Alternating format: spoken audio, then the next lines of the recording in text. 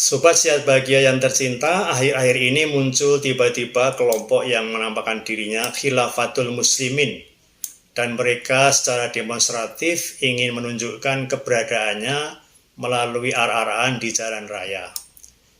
Beberapa saat kemudian, beberapa tokohnya ditangkap karena yang mereka sampaikan diduga bertentangan dengan ideologi negara Pancasila.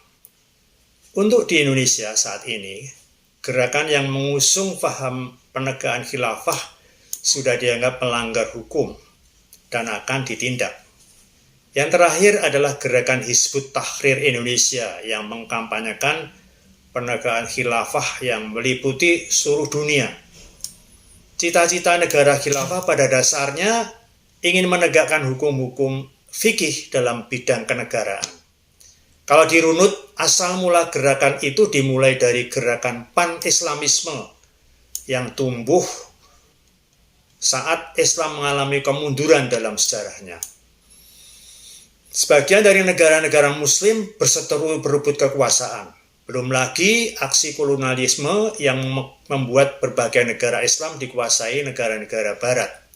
Gerakan pan-islamisme ingin mengembalikan umat Islam untuk bersatu sebagaimana yang pernah terjadi di zaman Nabi Muhammad SAW dan sepeninggalnya. Sebelum Islam masuk ke Arab, mayoritas bangsa Arab saling bermusuhan akibat perbedaan suku dan kelompok. Namun ketika Nabi Muhammad SAW berhasil berdakwah dan menjadikan Islam sebagai pemersatu, umat Islam menggapai kejayaan tidak hanya di tanah Arab, tetapi di berbagai belahan dunia lain. Cita-cita mempersatukan umat Islam dunia muncul kembali setelah kejayaan tersebut redup. Tokoh-tokoh Islam mulai gencar menyerukan persatuan Islam di seluruh dunia di akhir abad ke-19.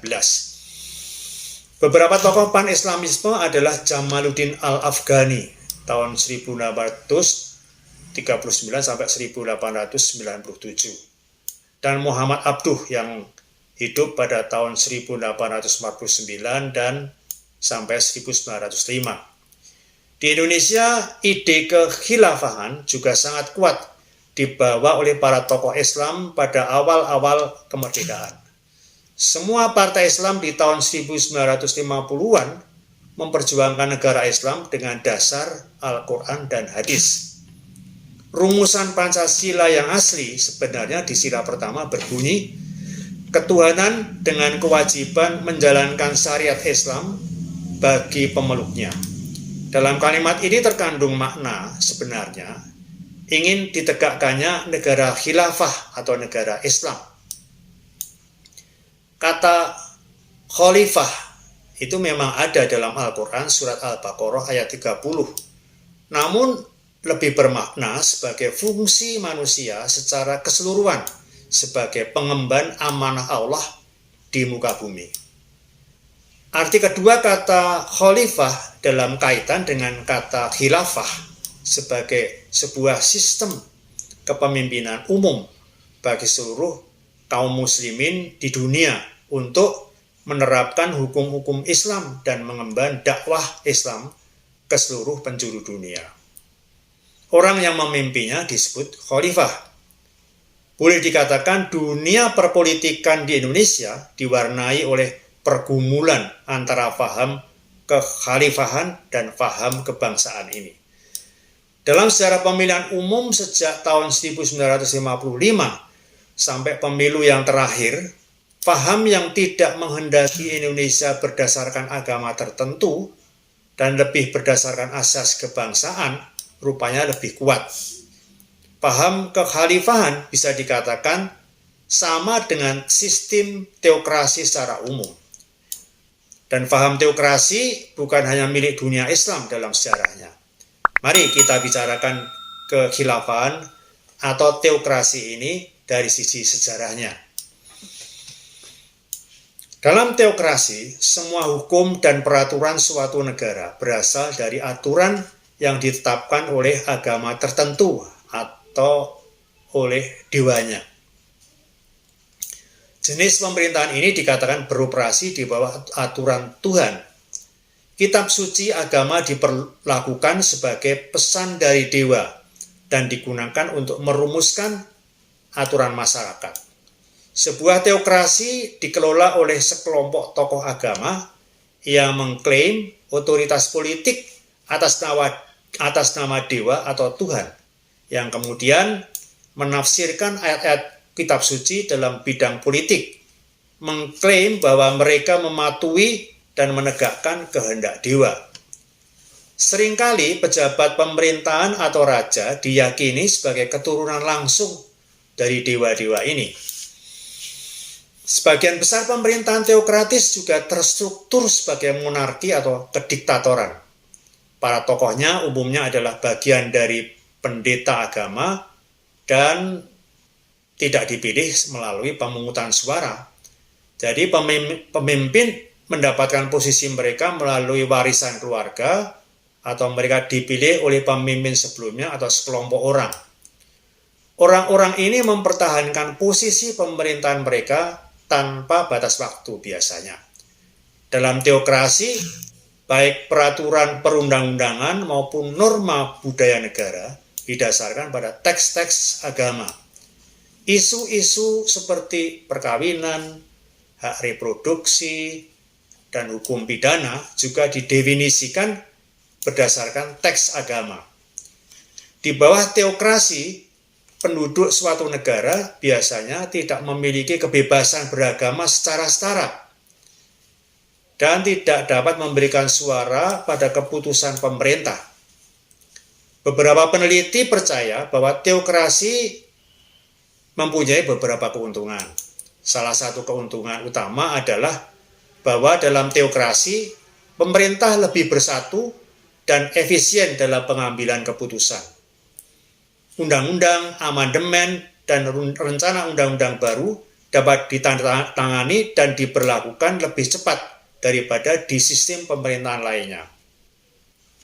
Ini karena teokrasi tidak memiliki lembaga legislatif, yang berarti tidak ada perdebatan yang berlarut-larut dalam penciptaan undang-undang baru atau kebijakan baru yang seringkali dapat memakan waktu lama dan menimbulkan konflik. Tapi sebuah teokrasi memiliki kelemahan dalam memberikan terlalu banyak kekuasaan kepada satu individu.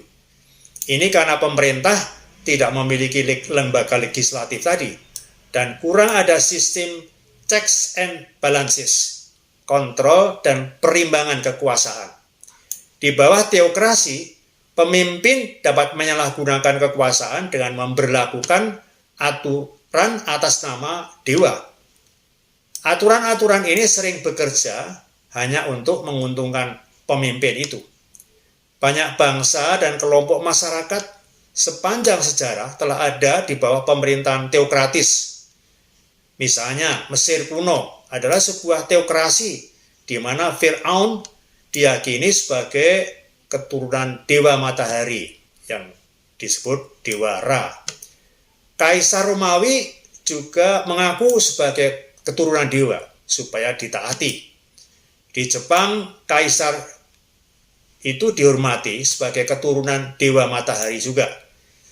Tibet di bawah Dalai Lama, dulu Israel di bawah Musa dan raja-raja Israel, dan kerajaan-kerajaan Cina juga pernah menjadi teokrasi. Penempatan seorang raja sebagai keturunan dewa diperlukan di zaman dulu agar rakyat mempunyai ketaatan pada raja. Apalagi kalau negara atau kerajaan itu terdiri dari banyak suku atau banyak bangsa. Kesetiaan dibangun berdasarkan pada kesamaan kepercayaan pada satu agama dan raja adalah dianggap wakil Tuhan atau malah dinyatakan sebagai keturunan dewa atau dewa itu sendiri.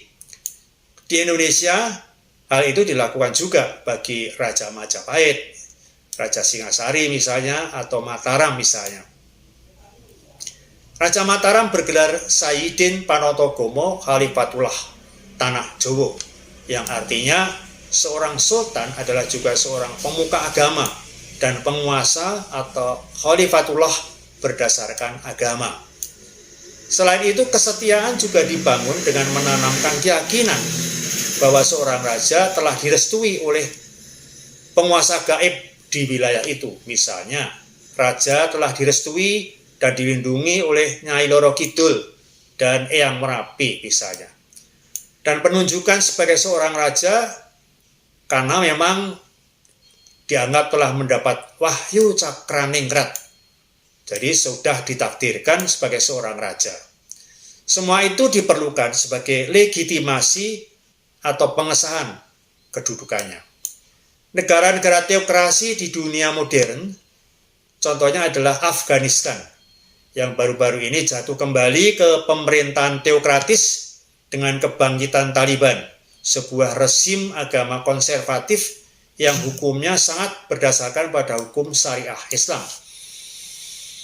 Taliban beroperasi di bawah interpretasi yang sangat ketat dari kitab suci dan ajaran mereka yang kabarnya telah melarang misalnya bioskop, melarang mencukur jenggot, dan tidak mengizinkan seorang wanita memiliki pekerjaan yang setara dengan laki-laki.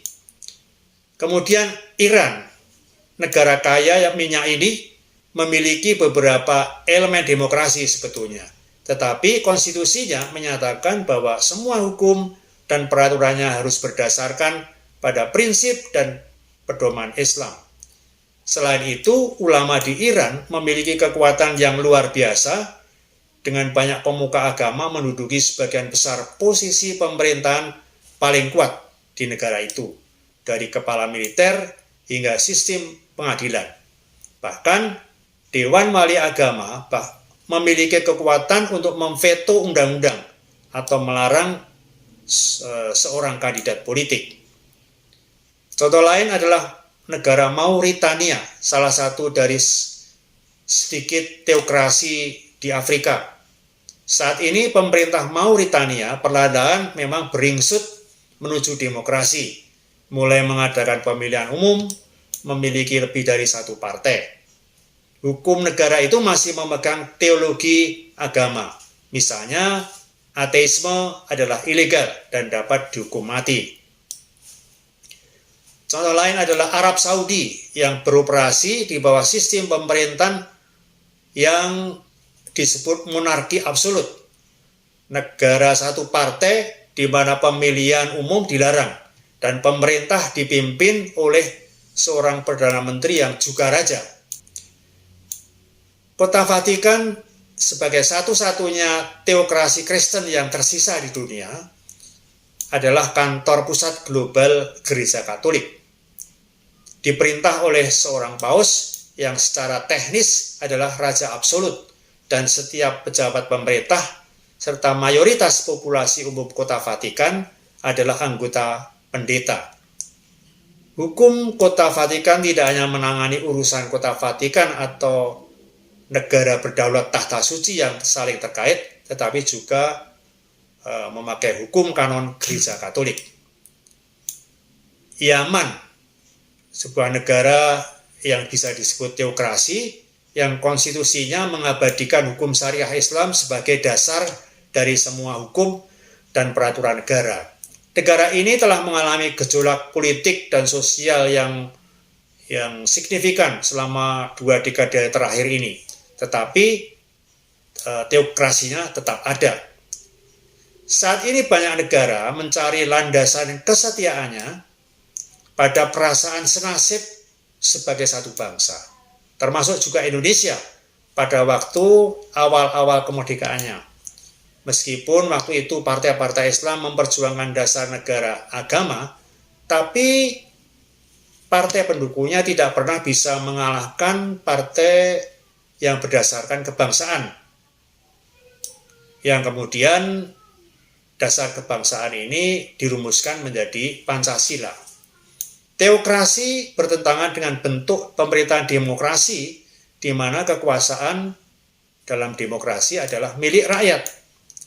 Dengan perkembangan pengalaman sejarah Indonesia selama ini yang butuh situasi yang stabil dan butuh landasan semua masyarakat agar setia pada negara Indonesia, para ulama pada akhirnya sekarang telah semakin banyak yang berubah pikiran menjadi pendukung negara kebangsaan.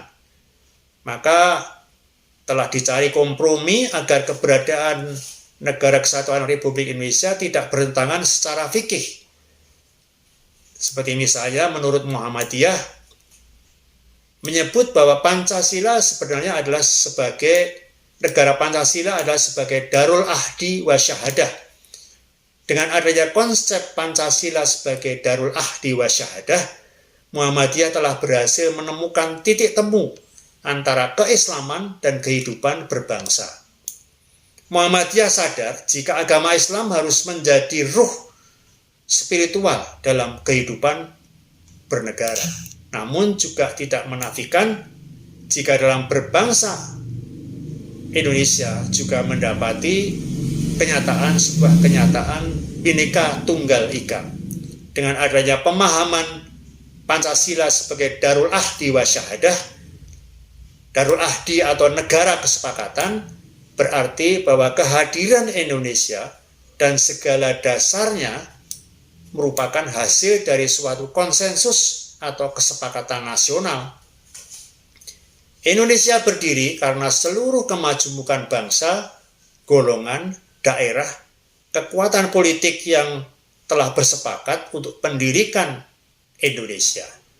Sedangkan Darul Syahadah atau kesaksian adalah negara tempat semua warga negara mengisi. Artinya, setelah Indonesia merdeka atas kesepakatan atau konsensus nasional, maka seluruh elemen bangsa harus mengisi bangsa ini menjadi negara yang maju, makmur, adil, bermartabat, sesuai dengan Pancasila dan tujuan bernegara dalam Undang-Undang Dasar 1945. Karena telah tercapai kesepakatan luhur, arif, dan bijaksana dari para pendiri bangsa. Ketika para pendiri bangsa telah memegang Darul Ahdi, telah bersepakat, artinya jangan sampai menjadikan Indonesia sebagai Darul Harb, negara yang penuh dengan konflik. Menurut Abdurrahman Wahid atau Gus Dur, NU meyakini bahwa NKRI sebagai negara yang sah secara fikih karena berdasarkan pemahaman fikih tidak hanya membagi dunia hanya dalam dua kawasan saja. Apakah Darul Islam, negara Islam, atau Darul Harb atau negara perang. Ada alternatif ketiga yaitu Darus Suluh atau negeri tempat umat Islam dapat hidup damai dan menjalankan Islam meskipun negeri itu tak diatur dengan sebagai negara Islam. Negara Indonesia adalah Darul Suluh atau wilayah damai, Darul Ahdi atau wilayah kesepakatan. Indonesia bukan Darul Islam, bukan negara Islam. Bisa dikatakan kesepakatan bangsa Indonesia terhadap dasar negara Pancasila telah semakin bulat dalam membangun negara Indonesia oleh semua pemimpin bangsa waktu itu dari berbagai suku dan agama dengan dasar perasaan senasib yang dijajah oleh Belanda. Dan bangunan Indonesia yang disepakati berbentuk kebangsaan. Inilah yang mengikat rakyat Indonesia sampai sekarang masih kokoh bersatu dalam Negara Kesatuan Republik Indonesia yang merupakan negara terbesar demokrasi yang ketiga dan negara yang berpenduduk paling banyak nomor 4 di dunia ini.